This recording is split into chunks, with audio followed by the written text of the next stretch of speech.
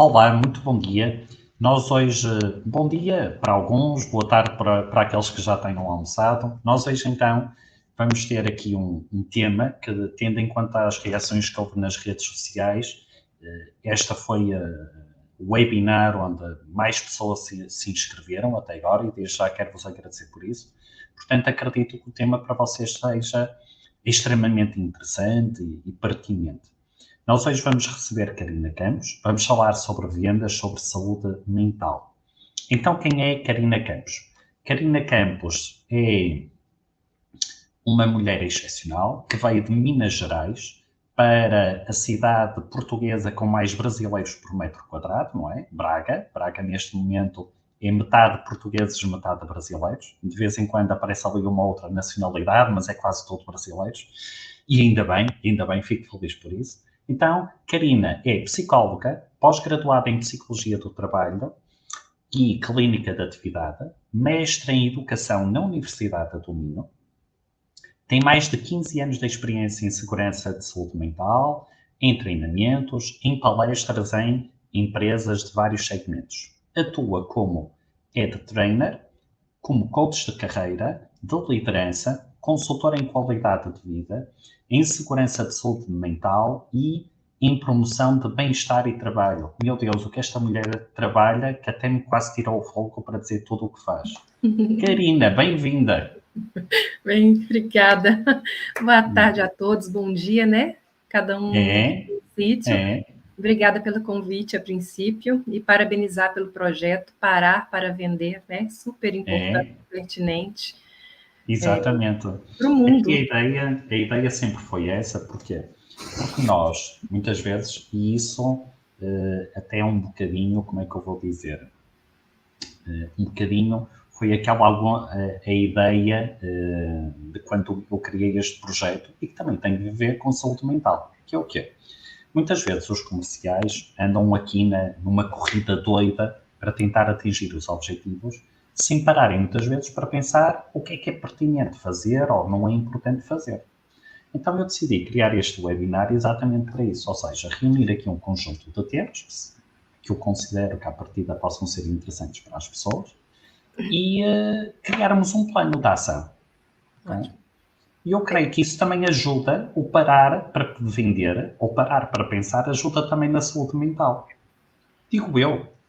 100%. Karina, então, fala-me aí um bocadinho sobre aquele que é o teu trabalho e de que forma é que tu desenvolves cada uma destas situações. Então, vamos lá. O primeiro que eu quero trazer aqui, não tomando seu lugar de forma alguma, mas para que nós entendamos o significado, o sentido e o significante do que é vender, né? Existe uma disciplina dentro da psicologia que é a epistemologia. A epistemologia é como se fosse a filosofia da ciência. E por que eu trago isso aqui? Pela importância de todas as informações e palavras dentro da psique humana, né? Boa tarde a todos aí, vão chegando. Então, dentro da psique humana, nós formamos as nossas experiências. E quando nós falamos em venda, em vender, né? Que é um verbo, vendo, é o verbo, vender é um verbo. Nós estamos falando aí daquilo que a gente pode transferir, certo? E nessa relação de transferência, ela tem uma relação do eu comigo mesmo, do eu com o outro e do eu com o objeto. Faz sentido? Faz. Então, dentro desse aspecto, a nossa psique, ela tem ali primeiro que a nossa base, as nossas raízes, né, que são as nossas experiências em torno de algo, um significado, um significante sobre essa palavra, e quando a gente fala dessa filosofia da ciência, a filosofia, ela vem dos sentires, né, dos sentidos, do sentir, dos sentires humanos e dos próprios sentidos que nós damos a esse objeto, a relação com o outro e a relação com nós mesmos. Por que eu trago esse sentido? Porque dentro de cada um de nós, e sobretudo quando nós falamos da psicologia, sendo o nosso objeto de estudo a psique humana, o principal pilar é a subjetividade. Então, imagina, nós temos uma equipa de 30 vendedores, de X pessoas, mas cada um tem uma interpretação, um protagonismo, uma meta estabelecida, uns conseguem alcançar, outros não conseguem alcançar. Princípio de ano, né? É sempre algo assim, cheio de planos, cheio de metas, cheio de objetivos, e ninguém ainda parou para refletir aquilo que é coerente, aquilo que é pertinente, aquilo que faz sentido. Então, quando eu trago um pouco para o conceito da psicologia do trabalho, a premissa é que eu vou até fazer uma alusão, né, a um passo mais atrás aqui. Quando nós pegamos o trabalho, ele não tinha esse sentido, esse significado que hoje faz muito mais...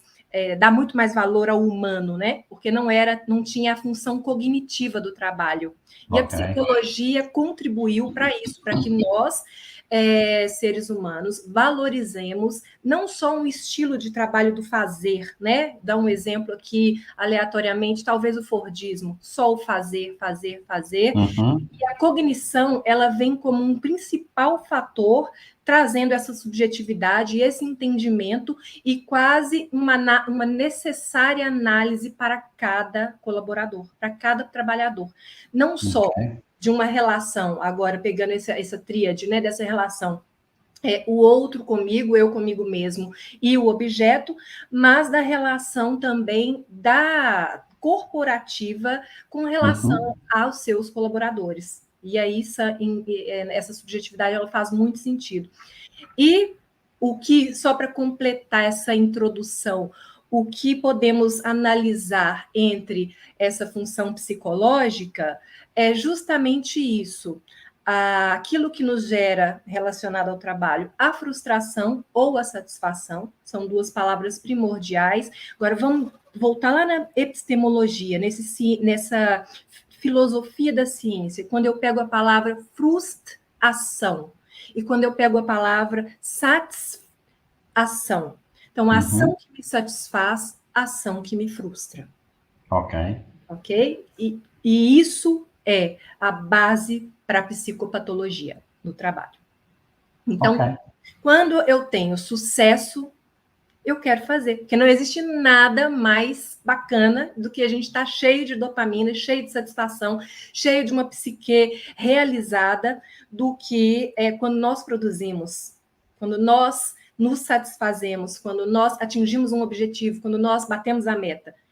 Do contrário, nós ficamos frustrados pelaquela ação. Será que onde é que eu errei? E a sensação de fracasso? Portanto, né, algo que é primordial nós entendermos também é essa percepção de autoeficácia. Quais fatores estão inseridos nesse contexto? E quais fatores estão inseridos no contexto da percepção de fracasso? Né? E diga-me uma coisa, Karina. Esta ideia do trabalho, do outro comigo, eu comigo, o objeto, o procurarmos algo que nos satisfaz e evitarmos algo que nos frustra. Isto também não ajuda nós percebermos, por exemplo, muitas vezes, qual é o significado do nosso trabalho? Totalmente. Porque a satisfação ela tem a ver com sentido. Faz sentido para mim, não faz sentido para mim. E não quer dizer, aqui vamos só fazer uma colocação importante. O sentido né? Porque nós temos várias abordagens que trabalham isso, e pode ser, e é relevante dizer, eu não estou dizendo de felicidade, tá? Eu estou dizendo de sentido e daquilo que me satisfaz. Então, de forma secundária, não é? Essa emoção terciária aí, não é uma alegria, ela é a felicidade, é algo muito maior, né? É um sentimento aprimorado, não é uma reação primária de alegria. Então, quando eu encontro sentido, e aí existe uma complexidade no entendimento desse termo, né? Quando eu encontro sentido no trabalho, naquilo que eu realizo, né? Realizo, eu eu trago para mim uma condição psíquica positiva. Ok. E quando eu me frustro, essa condição, né, que é algo que é construído, ela pode se tornar uma emoção negativa, algo que eu não gostei, então eu me sinto isso.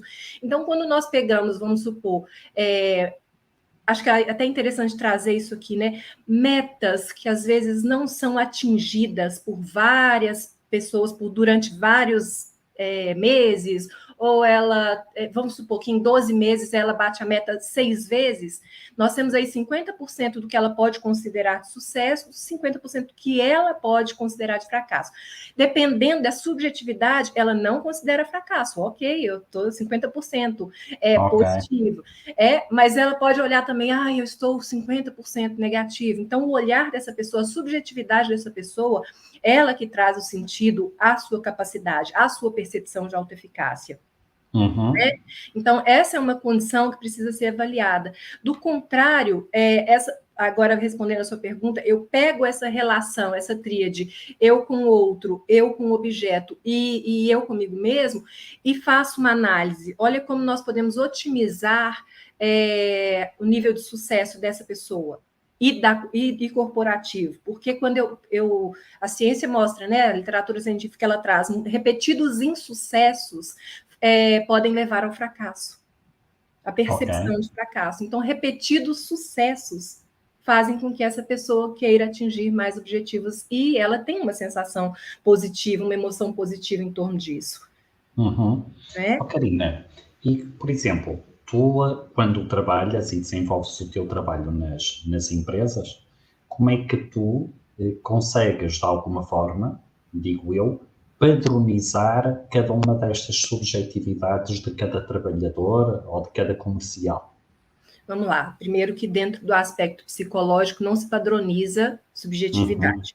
Né? Okay. Mas dentro do aspecto comportamental nós podemos padronizar, porque eu posso pensar entre X e Y para a equipa tal, eu posso esperar esse resultado.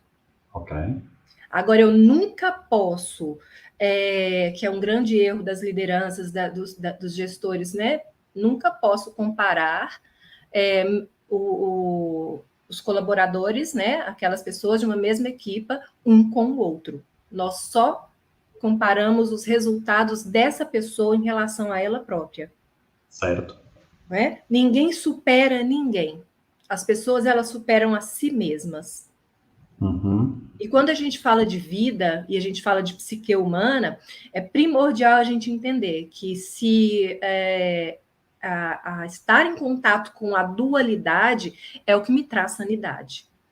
Né? Okay. Então, eu sei que, vamos lá, pensando naquela linha da vida, essa linha reta, tênue, ela não é vida, ela é ausência de vida. Okay. Quando eu tenho os picos de altos e baixos, eu tenho vida. Quando eu tenho excessos de altos, aí um alto muito alto, um baixo muito baixo, eu tenho patologias. Ok. Então, nesse sentido, nós temos como avaliar e fazer entre aspas, uma padronização do que é esperado de equipe X, né, de equipe tal, entre X e Y. Essa equipe me responde assim. Em janeiro, em fevereiro ela me responde assim, em março ela me responde assim, e eu preciso entender também que nesse terceiro objeto, né, nessa terceira relação, eu preciso avaliar o mercado. Como eu tenho uma meta de venda para um período muito bom, em que existe uma crise econômica, Ok. Eu posso comparar esse mesmo Não, período com outro? Pois. claro. Então, isso tudo, né? Só voltando para dizer que isso tudo atinge a psique humana, atinge os Uhum. nossos resultados, impacta. Ok. De uma certa forma. Karina, tu disseste uma coisa epá, que eu acho muito importante e eu quero realçar o que tu disseste porque nós andamos toda a vida a tentar que a nossa vida seja o mais estável possível. E tu acabaste de dizer uma coisa espetacular que foi, epá, uma vida que é assim significa que não houve vida. Sim. Epá, e eu acho isso, nós termos consciência disso, retira-nos aqui uma grande pressão. Porquê? Porque se nós formos pensar naquele que tem sido o trabalho dos comerciais, epá, olha, vamos pensar nos últimos 20 anos. Os últimos 20 anos tem sido um trabalho de doidos. Porquê? Sim. Nós tivemos em 2001, portanto há 22 anos, 2 aviões que foram contra as Torres Gêmeas. Sim. Tivemos depois, em 2008, uma grande crise. 2012, uma crise de subprime. 2018, outra crise. 2020, oh Karina, não sei se ouviste falar da pandemia. Não. 2022, estamos nós a pensar assim, epá, o que eu não gozei nos últimos 2 anos, agora é que eu vou gozar. E então temos uma guerra. E Exato. então anda toda a gente a tentar ter isto assim, quando o mundo andou assim. Exatamente. E a pergunta que eu agora te faço, de uma forma assim muito pragmática e prática, é: oh, Karina, e que ferramentas é que os vendedores podem ter para conseguir lidar com esta subjetividade, com esta, eu diria tanto, até uma dualidade que existe, que é nós seres humanos queremos a vida o mais estável possível, contudo, até por aquilo que tu acabaste de dizer, isso não é vida. Não. Que ferramentas é que os vendedores então podem ter para lidar com isto? Vamos pensar em tipo de gestabilidade.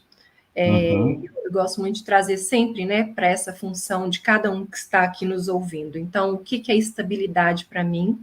Uhum. O que é segurança para mim? O que é um Uhum. desafio positivo para mim? Né? Porque Uhum. cada um tem essa relação com a sua própria experiência e esse olhar. Então, de tudo que você falou, Eduardo, você parou para pensar que assim que acabou uma grande crise, nós passamos a viver como se ela não tivesse existido?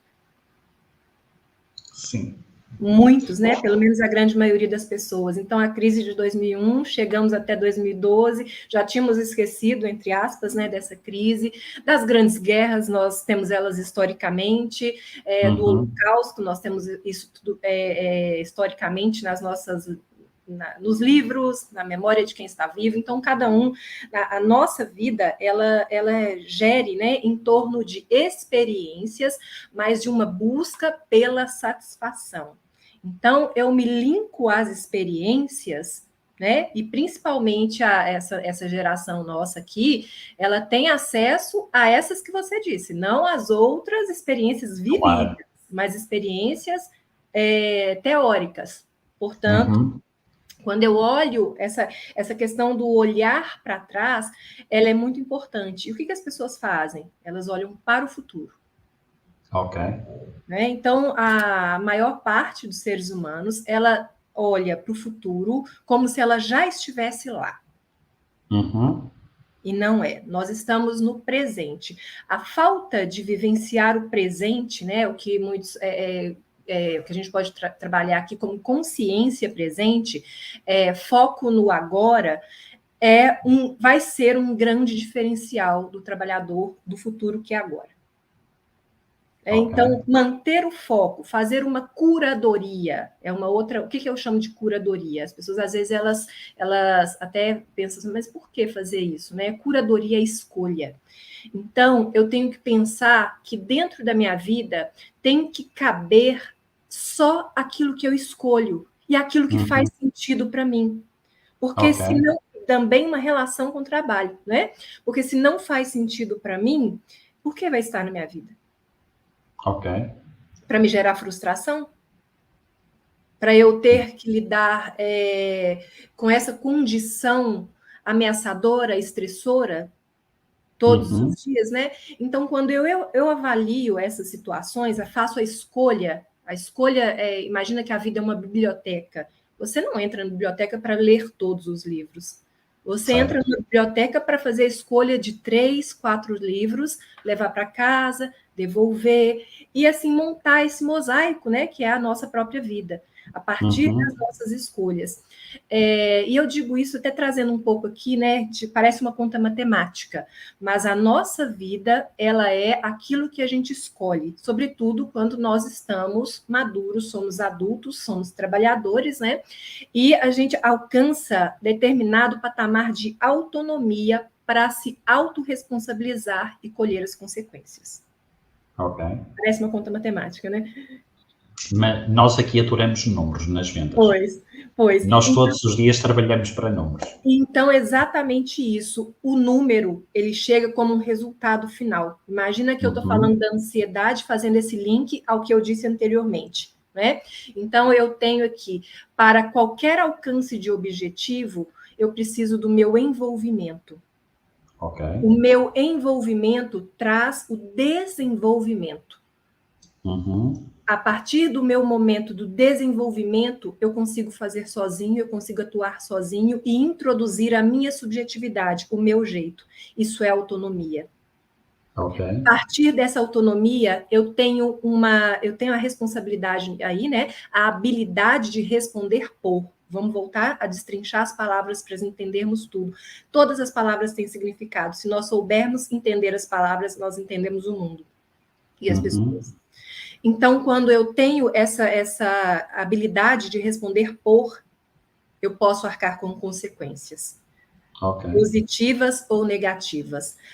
A questão X, o grande fator aí é que nós tínhamos, espero que essa cultura da punição pelo erro esteja se encerrando. Então, quando eu tenho consequências negativas, isso era punido. Então, nós Uhum. temos aí, não bateu meta, por exemplo, punição. Mas não, isso tem que ser foco de análise. E aí eu paro Ok. para olhar, parar para vender, aí eu paro para olhar para trás. Ok. Relação entre o objeto, entre a relação com o outro e entre a relação comigo mesmo. Olha que fenomenal isso, né? Olha, eu vou-te dizer as reações que eu obtive aqui. Mónica Kirsch diz excelentes pontos. Que maravilha, Mônica. E a Daniela Campos diz perfeito carinho. Não é? É porque esses estudos são feitos dentro das grandes indústrias, dentro do mercado de trabalho. Então, a gente traz isso para essa função. Quando a gente capta tudo que pode ser impactante na função psicológica da atividade, nós temos condição de solucionar. E isso é muito mais que inteligência emocional, é muito mais que trabalhar as nossas soft skills. Elas podem ser trabalhadas a partir da regulação da nossa saúde mental. Ok. Karina, posso agora estabelecer aqui um paralelismo com o que tu disseste para o mundo da venda? Claro. Então vamos aí, Karina. Obrigado, Karina. Então, o que é que eu te queria dizer? Quando tu falas aqui em envolvimento, é aquilo que nós nas vendas tanto ouvimos falar da atitude positiva, Sim. ok? Quando tu aqui falas em desenvolvimento, eu encaro isso como a procura pela melhoria contínua. Tu falas aqui na autonomia, o meu jeito, eu acho isso espetacular. E no mundo das vendas eu acho isso espetacular, porquê? Porque erradamente muitos comerciais tentam copiar aquele que consideram ser a referência para eles. Quando na realidade aquilo que os comerciais devem fazer é ter o seu próprio jeito de vender, é Sim. serem diferentes dos outros.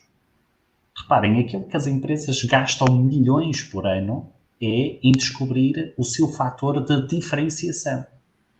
Então, se o vendedor quer se realçar no mercado, aquilo que tem que fazer é ter o seu jeito. Exato. Depois tu falaste aqui numa coisa que é a habilidade por responder pelas consequências positivas e negativas. Falaste, ok, muito mais do que a questão da punição, haver aqui o foco da análise. Eu acho importante aqui a questão do foco da análise, só que, Karina, olha, eu vou partilhar uma coisa contigo. Sim. Okay? Então é o quê? O foco da análise, eu acho que é importante nos aspectos negativos, só que eu acho que nós, vendedores, também deveríamos fazer um foco da análise nos aspectos positivos. Eu vou-te dizer porquê. Nós, muitas vezes, vendedores, fechamos negócios e, muitas vezes, qual é o nosso pensamento quando fechamos, assim, grandes negócios? E quando eu digo nós, estou-me a incluir a mim também. Claro. É dizermos assim, fogo, eu sou um vendedor espetacular. Ok? Quando, na realidade, nós muitas vezes fechamos os negócios, mas nem sabemos porque é que os fechamos. Então, eu acho que aquilo que nós devemos fazer, e eu faço esse esforço diariamente, é, à noite, fazermos uma coisa que é o quê? Pensarmos e refletirmos. Olha, eu fechei este negócio, o que é que eu fiz de bem por ter fechado este negócio? Deixa-me então aprender para repetir no futuro. Eu perdi este negócio. Ok, eu perdi, o que é que poderia ter feito melhor? Eu só acho que este foco da análise, que tu disseste muito bem, em vez da punição, muitas vezes nem é uma punição do outro, é uma punição do mesmo, não é? É que nós, às vezes, há dias que fechamos um grande negócio e dizemos eu sou o melhor vendedor do mundo e no dia a seguir estamos a dizer eu sou a maior besta que existe. Eu não sirvo para nada, não é? E andamos aqui nesta dualidade. Sim, não é? sim. Então, eu acho que é importante, quem anda muito nesta dualidade, neste foco negativo, de muitas vezes de automutilação psicológica. Okay? Não estou a falar aqui a literal. Sim, automutilação claro, psicológica. Perfeito. Ter uma coisa que se chama o caderno dos êxitos. E o que é o caderno dos êxitos? Eu vou dizer. O caderno dos êxitos é quando nós estamos na fossa e estamos a dizer assim, eu não presto, eu não valo nada, eu sou uma besta, eu isto, eu aquilo. Pensarmos assim, espera aí, deixa-me ir ao meu caderno. Olha, eu já consegui fazer este negócio. Olha, eu andei atrás deste empresário meio ano, mas fechei o negócio. Eu acho, isto é algo que eu comecei a fazer não por uma dica de um profissional, contudo eu gostaria de saber a tua opinião relativamente a esta questão do caderno dos êxitos. Ótimo, vamos pensar na cultura. Então vamos a isso. Voltei a falar da questão essa análise, quando nós falamos dessa análise, de reflexão do que se passou, né, do passado, das nossas questões de erros e acertos, ela é primeiramente que ela não é só do aspecto realmente negativo, ela é de todos os aspectos, onde erramos, onde acertamos. A questão é onde houve erro, não haver punição, e sim haver aprendizado. Ok. Perfeito? Porque essa é a grande cultura, essa é o X da questão. A cultura, ela pune, às vezes, um trabalhador que ficou 10 anos dentro de uma empresa, fazendo tudo correto, atendendo a todas as demandas, e, ao final, ele teve um equívoco e ele vai ser lembrado por esse equívoco. Então, isso é a cultura punitiva do erro dessa avaliação. O caderno dos êxitos é muito importante. A gente tem um autor espanhol, chama Henrique Abascal, e o livro dele ele é todo voltado para isso, para as emoções positivas. Emoções positivas. Nós não estamos falando aqui de positividade tóxica, do que as emoções positivas geram em torno dos resultados, da satisfação das pessoas. Então, esse é um grande aspecto. Então, agora, respondendo a pergunta, eu tenho pessoas muito duais, vamos trazer novamente para a questão cognitiva e comportamental. Nós não estamos trabalhando o fazer pelo fazer. Nós não fazemos isso mais. Por isso que milhares de pessoas hoje estão se demitindo das empresas, porque elas não... É o sentido, é o pilar do sentido. Por que eu estou aqui? Por que eu dedico X horas da minha energia para isso, em relação a isso, se eu não estou sendo reconhecida, se eu não estou gerando resultado, se eu já não me vejo mais nisso, se eu não me satisfaço nisso, né? Então, quando eu interpreto a questão de perceber essa dualidade, hoje eu estou com muita variação de humor, com muita variação de estados emocionais e conflitos internos, não tenho conseguido lidar com isso, pode ser que já exista algo que precise ser trabalhado não só com essa relação interna desse conflito, mas ela já passa aí a um terceiro, a uma relação com um terceiro, talvez um especialista voltado para auxiliar essa regulação. Porque os nossos comportamentos, eles precisam ser entendidos. Ok. Né? E a partir do momento em que nós entendemos essas condições, é que eu começo a me comportar novamente de forma diferente. Caso contrário, né, nós teremos o que a gente chama de círculo reverberativo, né, e ele passa a ser até ruminante dentro dos nossos pensamentos, dentro do nosso eu. Eu sou um fracasso, eu sou incapaz. Não, hoje eu estou muito bem, então eu vou ser bem para sempre. Não. Né? É entender, eu tenho a condição de me sentir mal nesse momento, mas em outro momento eu também crio a condição, nós criamos a condição de nos satisfazer. Né? Existe um ponto importante, né, dentro desse objeto de estudo que é a psique humana, que é o lugar onde nós nos colocamos. E esse lugar, né, palavra complexa dentro dessa função psicológica, é aquilo que é onde nós nos percebemos. Emocionalmente, psicopatologicamente, então, e também em termos de emocionalmente bem, estáveis. Né? É importante a gente identificar, a gente teve uma pergunta muito interessante num trabalho que a gente fez aqui, que foi o seguinte: por quanto eu me encontro em tal estado há muito tempo, em tal estado emocional há muito tempo, é normal? Não, não é normal. Então, quando você se perceber em nuances de mal-estar, né? Porque o que a gente trabalha aqui? A segurança da saúde mental.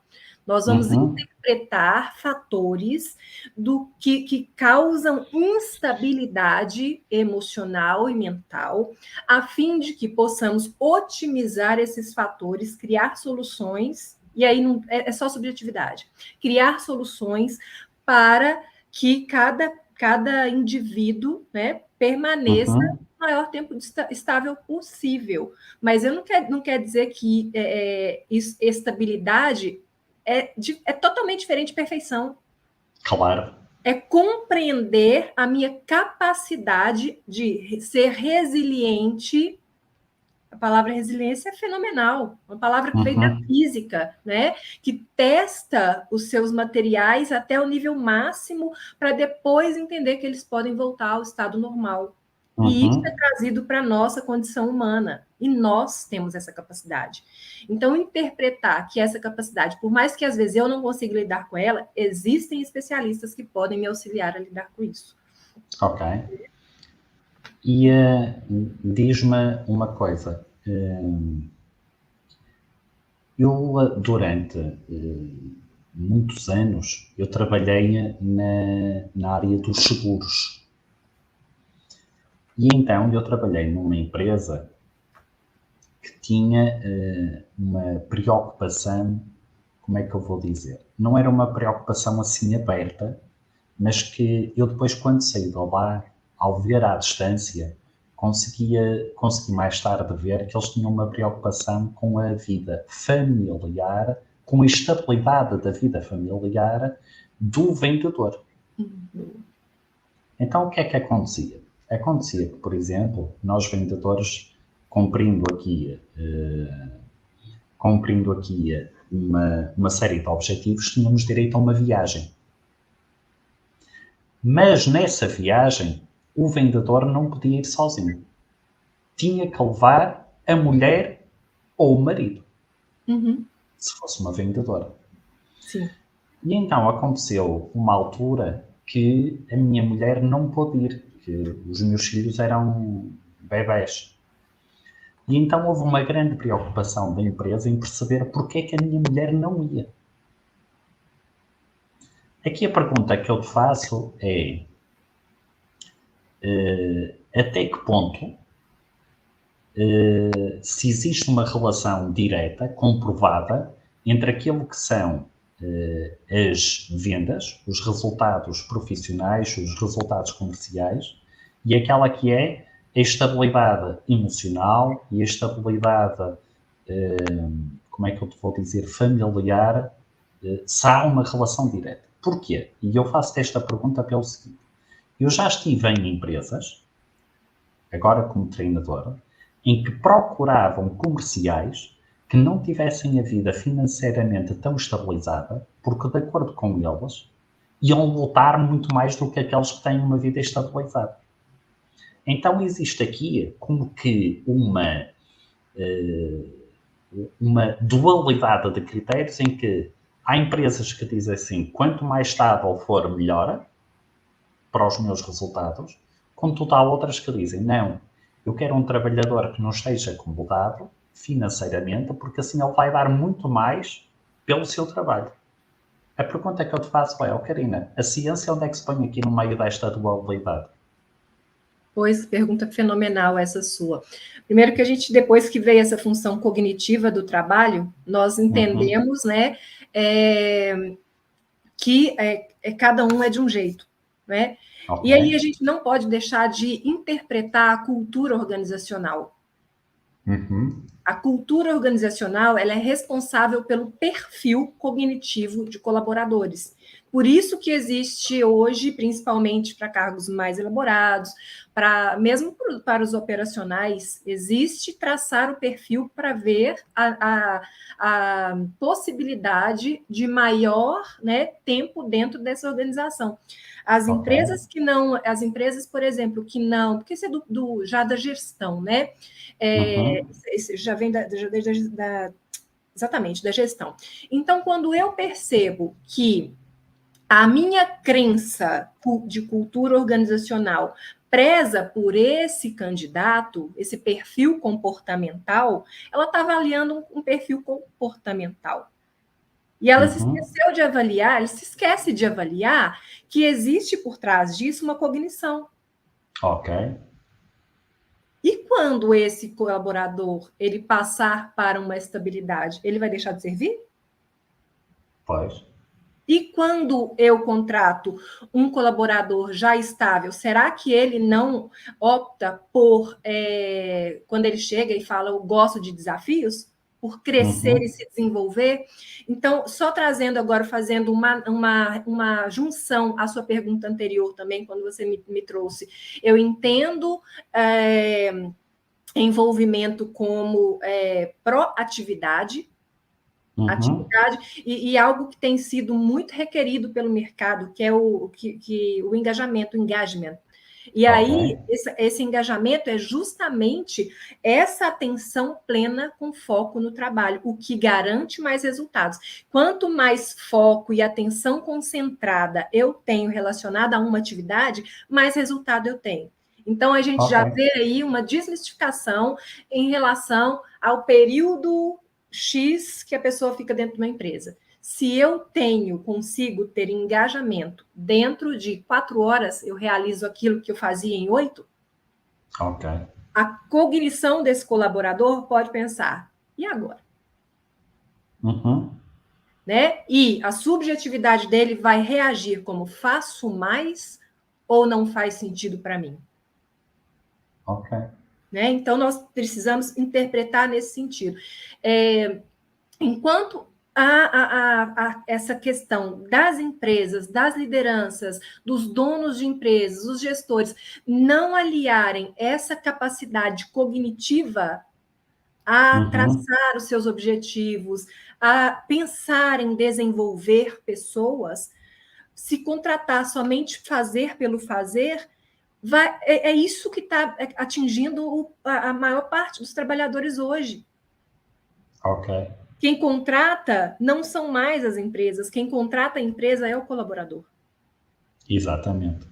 Então, a Nós partir do agora... momento que eles veem os valores, que eles veem aquilo que está alinhado ao propósito deles, a que eles acreditam na missão da empresa. Então, tem toda uma relação de fatores que vão culminar no resultado. Agora, aquele que precisa estar lá dentro para poder receber um salário urgente, ele vai aceitar, mas de repente ele pode se estabilizar e ele vai sair. Faz todo o sentido. Né? Sabes que eu costumo olhar para a estabilidade de uma empresa pelo número de média de anos que os trabalhadores estão nessa empresa. Exato. Faz muito sentido. Porque vai muito por aí, não é? Quanto mais a empresa for estável, mais o trabalhador quer lá ficar. Eu acho que, Karina, olha, isto está a ser, estou a gostar muito desta nossa conversa. Está a ser mesmo aqui uma conversa para parar, para pensar, para refletirmos, está a ser engraçado. E olha, sabes o que é espetacular e é muito fruto deste mundo pós-Covid que nós temos? Eu vou-te dizer. Nós temos aqui pessoas que estão, olha, temos a Mónica está a nos ouvir do Reino Unido. Sim, isso. Estão aqui outras pessoas que eu nunca as tinha visto antes. A Melissa, pronto, estas pessoas não conheço. O Miguel está a nos ouvir de Moçambique. Maravilha, Miguel. Miguel Amaro, sabes de onde é que nos ouve o Miguel Amaro? Não tenho ideia. República Checa. Ah, maravilha, o mundo conectado. É isso mesmo. Américo Mazivila, o meu primeiro convidado, Moçambique. E olha que é verão em Moçambique, Karina. Vamos para Moçambique, todos. Então, aquele que... Sintonia total. Miguel falou aí, ó. Olha, vendas e psicologia andam em sintonia. E cada vez mais. Vez mais. Ora bom, o que é que eu agora quero dizer-vos? Ora bom, nós estamos a 15 minutos do fim, portanto a nossa conversa dura sempre estes 60 minutos. Eu quero vos deixar à vontade para vocês colocarem as perguntas que queiram colocar à nossa especialista, à Karina Campos, porque no fim ela irá responder às vossas questões. Entretanto, vamos então aqui conversar. Olha, a malta está mesmo a gostar. Olha aqui a Mónica, conversa super interessante. Maravilha. Posso fazer um adendo, Eduardo? Claro que sim, Karina. Tudo que nós falamos até agora são preditores, né? E são também possibilidades de precaver as patologias. Okay. Crises e transtornos de ansiedade, síndrome de burnout, depressão, síndrome do pânico, gatilhos para transtornos mentais, né, esquizofrenia, tudo isso a gente vê dentro do trabalho. Todas, né, dependendo do gatilho subjetivo de cada indivíduo. Ok. Né, porque eu não posso esperar o mesmo adoecimento para a equipe, na mesma patologia, para uma equipe X, porque claro. Não, cada um pode desenvolver alguma coisa, porque isso é subjetivo. Né? Então, Karina, se isto é, digamos que, pré-aditivos, não é? Como tu disseste, digamos que formas de evitar isso, a pergunta que eu te faço é, por exemplo, alguém que já esteja em burnout, o que é que tu recomendarias a uma pessoa que já esteja em burnout neste momento, nesta área comercial? Como é que ela poderia lidar com isso? Eu digo enfaticamente, parar. Ok. Enfaticamente, parar. O burnout, especificamente, ele traz algumas condições psicológicas, né, psíquicas, psicológicas, onde essa pessoa já não se reconhece. Ok. E daí, para piorar, é um pulo, é muito rápido. Então, assim, a síndrome de burnout, ela já é o estresse crônico. Então, realmente, é necessário parar. né? Ok. Aí, ou uma baixa médica, ou algo que essa pessoa ela consiga se reconciliar com ela mesma. Ok. Depois disso, porque o burnout ele vai trazer as questões da memória, tem algumas condições, alguns fatores, né, sintomas que a gente traz aí, incluindo a depressão. Então, Ok. e é reconhecido pelo Código Internacional de Doenças. Você tem ideia que somente a partir de 2020, né, que nós tivemos a síndrome de burnout incluída no Código Internacional de Doenças. Ok. Em termos de ser uma trabalhadora da saúde, isso é um ganho. Né? Nós tivemos também um outro ganho que eu acho que é importante nós enfatizarmos, que isso era relacionado ao trabalho.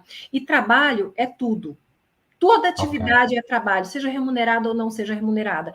E o nosso presidente da Ordem dos Psicólogos, né, aqui de Portugal, ele foi uma das primeiras pessoas a dizer: nós precisamos tirar o burnout apenas da relação do trabalho. Era para levar para dentro de casa, aquela função, atividade repetitiva, que ali não faz sentido para aquela pessoa, é para levar para a mãe. O burnout materno é para levar para todas as atividades onde as pessoas estejam enfrentando situações em que elas não veem sentido, que elas não se sentem satisfeitas, né? Elas vão para a ação frustrada. Né? Então, nós precisamos de ganhos. Ok. Então, burnout, parar. Parar. Okay? Já agora, é uma sugestão minha. Já que é para parar, ouçam o parar para vender. É uma sugestão minha. Sim. Okay? Karina, era só brincadeira que eu estava a fazer. A seguir, vamos imaginar um vendedor em ansiedade. Ansiedade é... Eu gosto muito de viver, de pensar, né, na ansiedade. Primeiro que a gente precisa entender, né, esse sujeito, o que é ansiedade para ele, como ele vivencia isso. Mas, na maioria das vezes, é um processo em que essa pessoa não consegue vivenciar o momento presente. Ela já quer estar lá naquele resultado, ela já deseja ter cumprido aquilo. Qualquer coisa que façamos, qualquer atividade que façamos, qualquer pensamento que tenhamos, antes de termos um resultado, é preciso pensar que há um processo. Então, quando nós damos um passo em relação a algo, aí eu vou trazer o seu livro de êxito. Aí, um passo em relação a algo é êxito. Outro passo é êxito. Dar um passo atrás é êxito. Para dar então, 2 à frente. Perfeito. Então diz-me uma coisa, por exemplo, para a ansiedade, achas que é fundamental, por exemplo, o vendedor ter escrito um plano de ação, saber o que vai fazer para atingir o objetivo? Um plano de ação é eficaz, a atenção concentrada é eficaz. Vamos trazer agora vamos entrar nos fatores de promoção do bem-estar. Meditação é eficaz. Sair, dar uma volta do lado de fora da empresa é eficaz. Tudo que possa regular sua emoção, que ela é primária, para regular sua saúde, para seu mental, faz sentido. A ansiedade, ela cria um conflito interno que as pessoas às vezes não sabem por onde começar. E você já percebeu que existem aquelas pessoas que às vezes, não vendi hoje o dia inteiro, não bati a meta. Você até disse antes também, Eduardo, algo que eu acho muito interessante, que é por que alguns vendem e não sabem nem por que venderam? Às vezes acontece. Ansiedade baixa. Menos expectativa. Desativa e faz...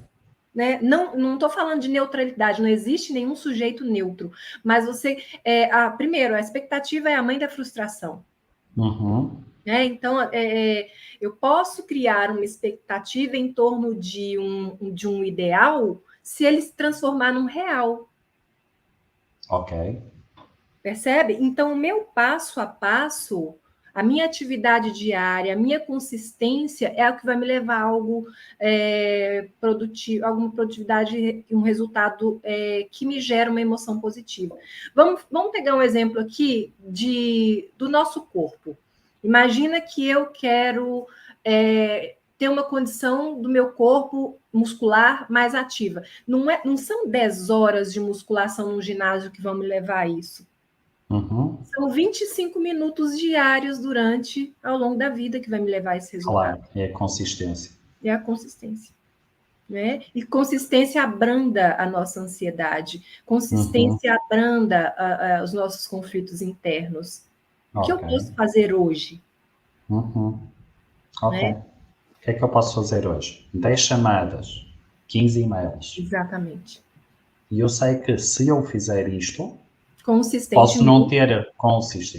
posso não ter resultados na primeira semana, mas as sementes estão lá e os frutos vão aparecer. E o ciclo vem, né? O ciclo isso mesmo. Com o tempo o ciclo vem.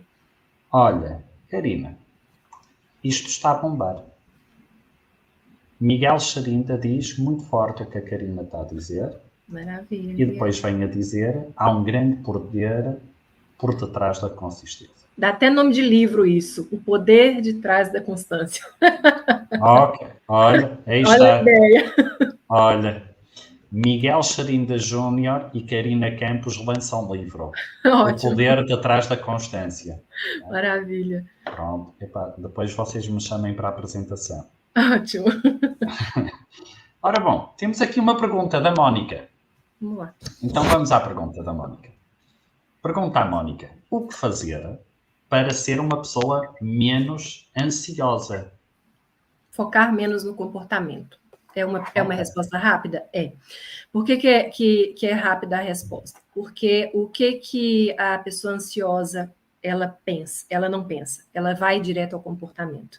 E a cognição está aí para isso. O que é a cognição? É a nossa maneira de entender, nossa maneira de associar, nossa maneira de transformar conhecimento em atitude.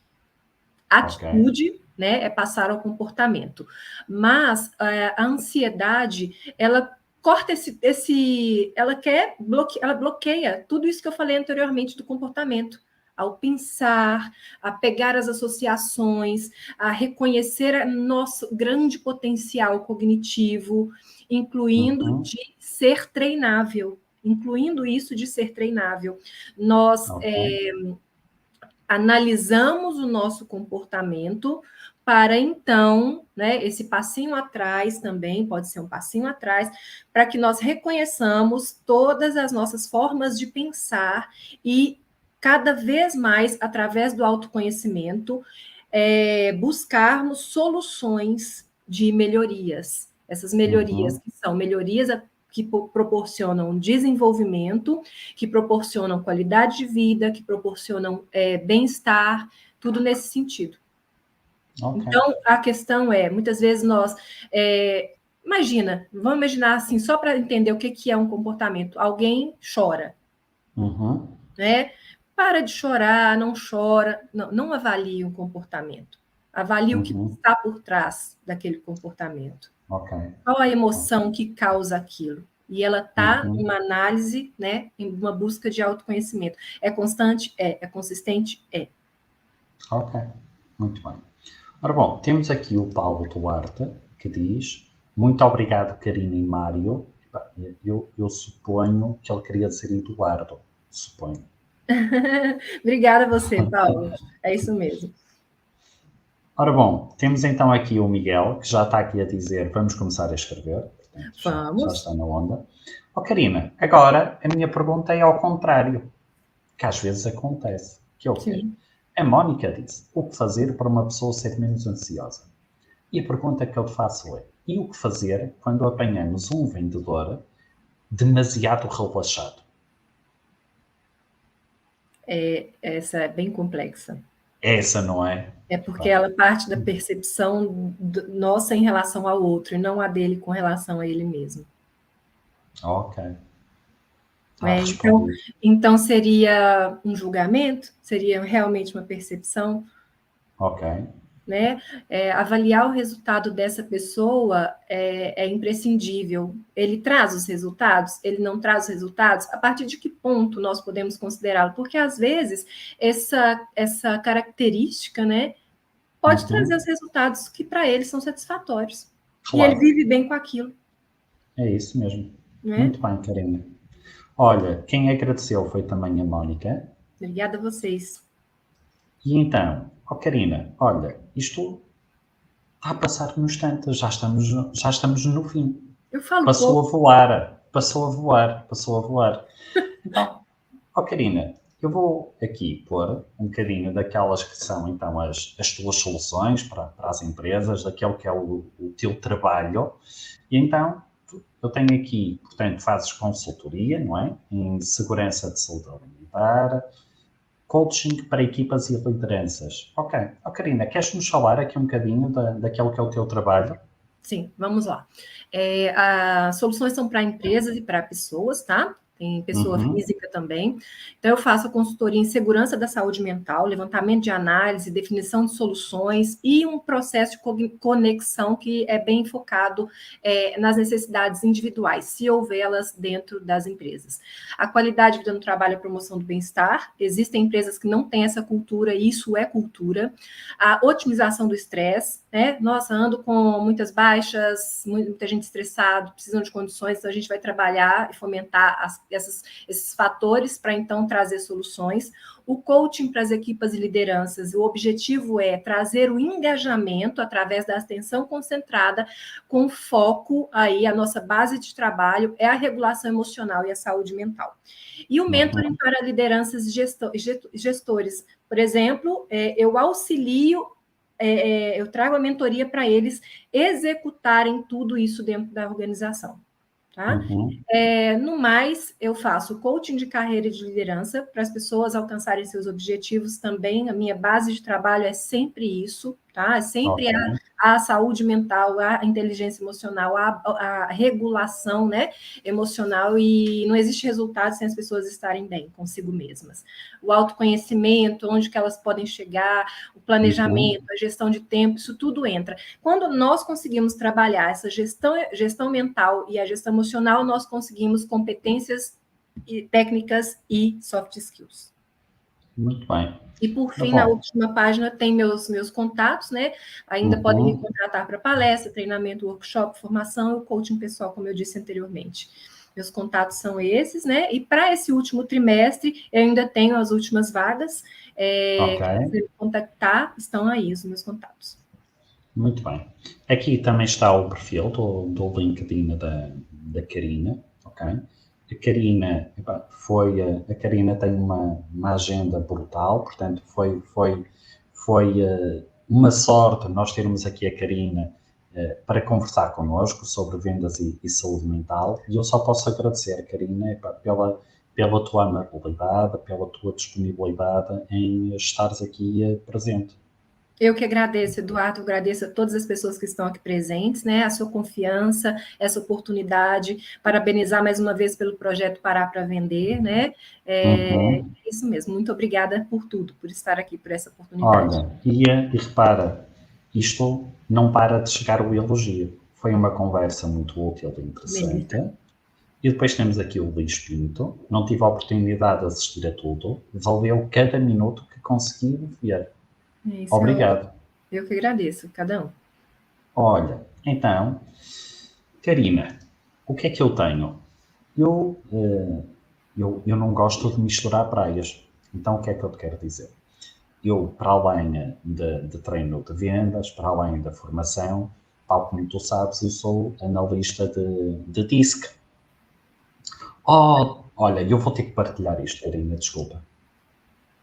Esta é a minha prima do Rio de Janeiro.